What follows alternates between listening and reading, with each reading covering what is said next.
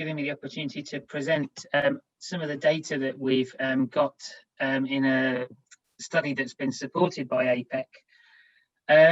And this work has been very much undertaken by Gail, who is one of our obstetric trainees here in Manchester, and supported by Jenny. Alex, I'm just going to ask you to share your slides again, if that's all right. Is it stalled again? Hang on. Sorry.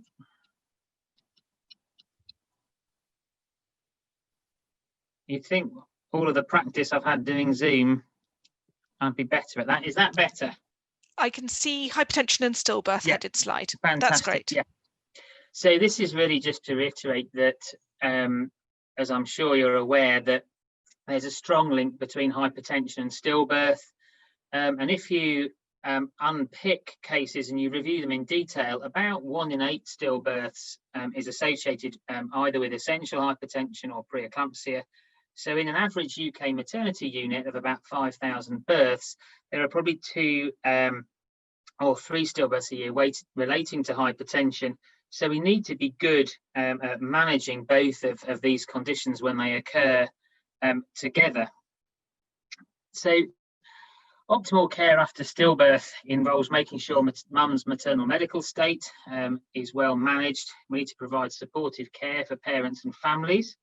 It can involve lactation suppression, so preventing breast milk coming in, to investigate the cause and evaluating care, and also then moving forward into long-term management and care in subsequent pregnancies. And there's lots of data, there's lots of guidance around on how we should look after parents whose babies die, either before or shortly after birth.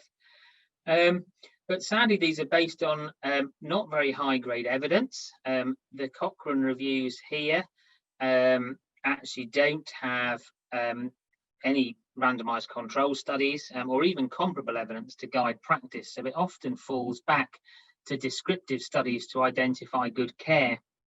And that often includes things like time to make decisions and make choices, time spent with the baby, advice on practical issues, so things like lactation suppression, registering baby, preparing for funerals, and also staff behaviours that are helpful. So making sure that we offer skilled, competent and consistent care, but that's got evidence of compassion within it as well.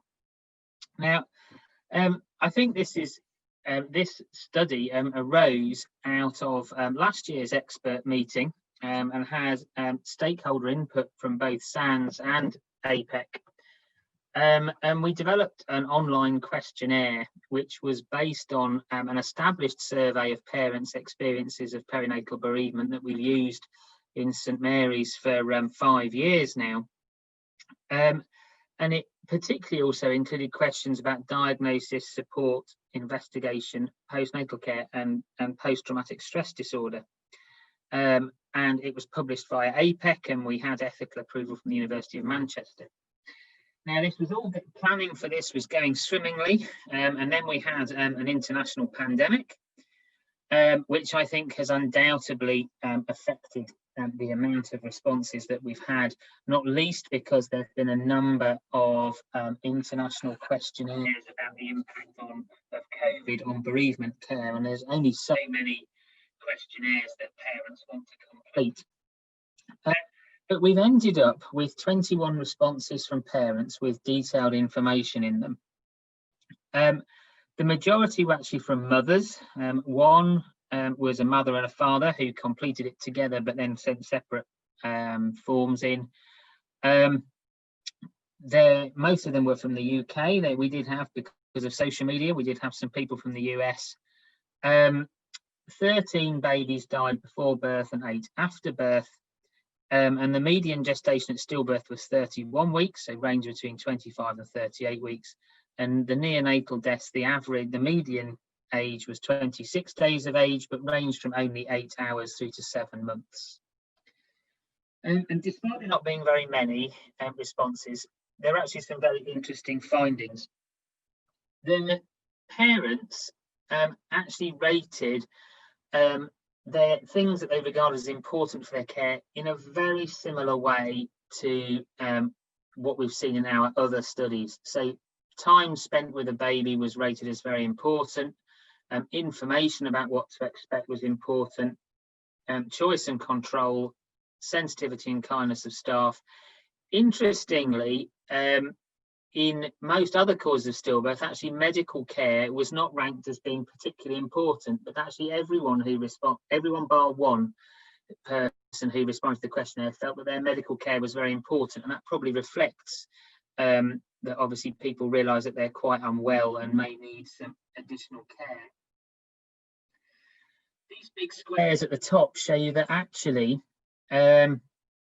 how involved people felt in their care. So mums and respondents, about 40% of them felt completely involved, but quite a few said that they were involved, but not as much as they would have liked. But interestingly, there is a group of women with preeclampsia that we haven't seen in our other surveys, where mums were too unwell to be involved in their care, or the medical care they had prevented them from spending their time with baby. So this is quite an important group, I think, that we need to make sure we're not overlooking when we're caring for mums who have preeclampsia whose babies have died. The other thing that was quite interesting is that preeclampsia was characterised amongst these mums, with these respondents, with a lot of fear about their own life and their baby's life. And this again was not the case when you look at other backgrounds of stillbirth. And tragically, there were some women who were having emergency procedures and really didn't know what was happening, and one mum who wasn't aware of her baby's death until the general anaesthetic had worn off. The good news is that actually the majority of people who did respond felt that they had sensitive care during labour and delivery. But a lot of people felt that they didn't have enough time with their baby and didn't have sufficient support to hold and care for their baby. And this is very different to when we've administered this questionnaire before. We would normally have a much higher proportion of parents saying they had enough time with their baby and had sufficient support to hold and care for their baby.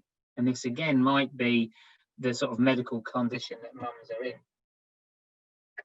And when we asked about lactation suppression, 13 women answered the question. 5 had heard that you can have medication suppressed breast milk. None of these mums had a discussion about the risks and benefits. And 4 women said that they would have wanted lactation suppression and they had a discussion. And one of the challenges with this is in the RCAG guideline, you can see that it recommends, based on grade D evidence, that dopamine agonists should not be given to women with hypertension or preeclampsia. But there are no really good studies. In fact, the only drug use evaluation study I could find was this study from Qatar, which included half of women who'd had a stillbirth and 14% were known to have hypertension, and actually they had cabergoline, which is what we currently use, and there were no adverse maternal events reported. So I think this might be something that we need to look at again. We also included some screening questions for post-traumatic stress disorder, because there's a systematic review that identified PTSD is not uncommon after severe preeclampsia. And you can see that actually some of the responses to these I found quite surprising. So 12 of the 13 women who responded said that they had flashbacks, vivid memories, dreams or distress thinking about the death of their baby. And actually 7 women had a formal diagnosis of PTSD. And that fits with this systematic review that I just mentioned, that found actually 11% of women with preeclampsia had PTSD if their preeclampsia was severe, and it was actually much more likely if mums had had a perinatal death. And so I think this really highlights the importance of postnatal assessment and counselling. And so I think really this this is a descriptive study, and it fits in very well, I think, with what we found also when babies die. So women often need time to process and accept their situation, that we need to make sure that we're able to provide well-informed, trusted care providers, providing continuity care if we can, and really increase the sense of feeling safe. Now, one option to explore this in a bit more depth is the use of narrative, which looks at patient stories, and we've heard a really helpful patient story this afternoon, although thankfully with not with this outcome. And so there are some places we can learn online. So this is a story from the Tommy's website, and this is a blog called Headspace Perspective, and Lee had Hugo when he was I think 25 weeks, and he died aged 35 days. And so I think we really want to better understand what parents' experience is, and so digging down to look at a qualitative study or some narrative studies may be another way to go. So just for those of us providing clinical care, I think we just need to make sure that when we're caring for mums with preeclampsia and hypertension whose babies die, that we have some of these principles in mind, that we need to have multidisciplinary care, but we want continuity and expertise, which is really valued by parents, and we don't ignore the psychological aspects of care for mothers. And in our desire to provide really good medical care for mum, forget about things like holding and seeing the baby, and some of the other things that enable mums to process through grief. And also that we need to do some more research about some of these aspects. So do we need to go back and look at lactation suppression again? Do we need to look at PTSD in mums who have severe preeclampsia whose babies die? And what is the optimal care that we can give mums to reduce the morbidity associated with this? And I just want to particularly thank Gail and Jenny for their help in setting the study up, and hopefully, and also A.Pec in publicising the study, and I hope in helping us interpret the findings that we've got.